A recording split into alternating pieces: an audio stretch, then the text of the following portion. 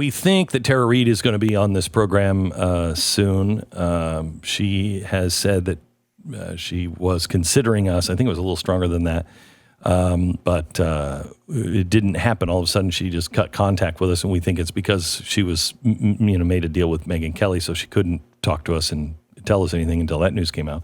But we hope she's on, and I think Megyn Kelly may be on tomorrow's program. Talked to her over the weekend, so I think she'll be on tomorrow. The thing that struck me in this video is, and again, if you have children, please just give us 2 minutes to talk about this.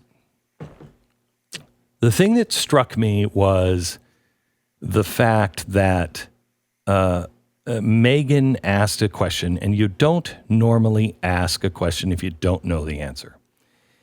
And especially this question. She said, you say he inserted his fingers. How did that happen? I mean, were you wearing underwear?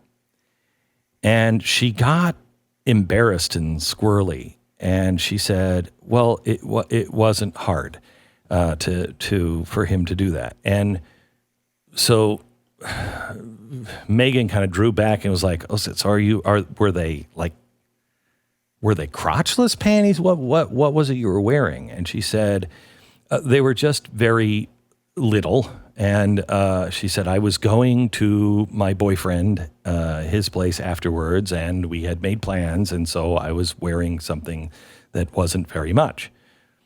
And it was really an uncomfortable moment. And she then said, that's why I didn't tell anybody, because I was embarrassed about the underwear that I was wearing.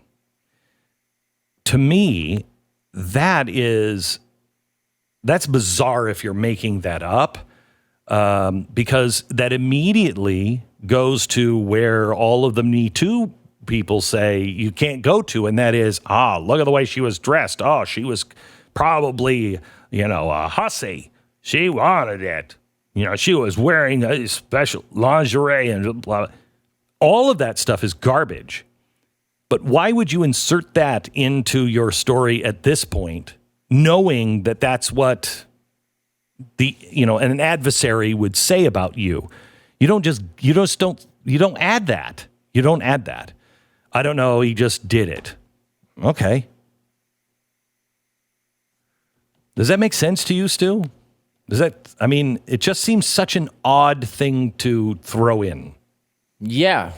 There's a lot of detail here in the allegations, but just the way she has Joe Biden speaking seems very Joe Biden. I can see how it would be one of those things where there was a time probably where that would have been controversial. I mean, is the mid-90s that time? I think that early 90s? No, I think that would still be controversial today in a court of law. If you were trying to convict somebody, the defense would use that. Look, Your Honor, she was flaunting. Why would she wear those to work? Why would she dress like that? She was a very sexual person. That they would try to use that even today, I think. Maybe. I mean, there is the old standard of look at how she was dressed, and this is, yes, and I hope that's gone. Yeah, but I don't think it's a joke now, right? But I mean, I think this is also something that's under what she was dressed. I mean, there'd be no way of him knowing it. Yes, you can only use that defense after you've admitted it occurred. Right? Because how else? We're not talking about real people here. We're talking about attorneys. We're talking about a defense attorney. You know what I mean? Saying, Your Honor, my client said she was all over him. And, when that encounter happened, she hiked up her skirt. Whatever. Look, that's what she even said. She was dressed like that. Why would you dress like the way it were? All they have to do is plant the seed of doubt. Yeah. And I thought it was you could tell she was uncomfortable saying it. And it just seemed like something that you wouldn't say if it wasn't true. You just wouldn't. Because it only helps somebody who's going to be a dirtbag and try to use that against you. Yeah, and I'm sure she is getting abuse for every little detail of whatever she discusses. Oh, yeah. And obviously that's wrong. Like, again, we get to this point where these lines, I think, are obvious to everybody now. Whether you actually follow through with it is a whole different story. But I mean, the lines of you shouldn't be convicting women because of how they're dressed is a well-established one. It's also, though, I think difficult to be able to figure out what the truth is on this. I mean, I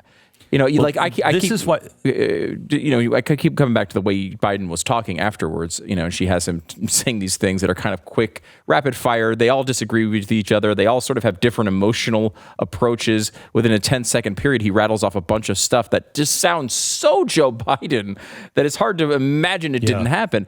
On the other hand, she's had 20 years to look at Joe Biden and his tendencies. And if you're going to come out with a claim like this, of course it's going to be consistent with what everyone publicly knows.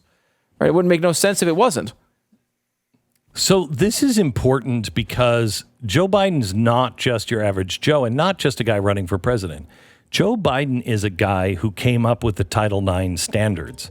He's the guy who really implemented these standards and said to colleges all around the country, this is the way you have to judge it. He would go to prison today if that were law and we were using the Title IX outline that he himself helped create and implement. So it's important because he obviously doesn't believe you should be judged that way, and yet the regular folk can be. And this is also important because it shows the lie that social justice is. If you're high up on the food chain, there is no justice.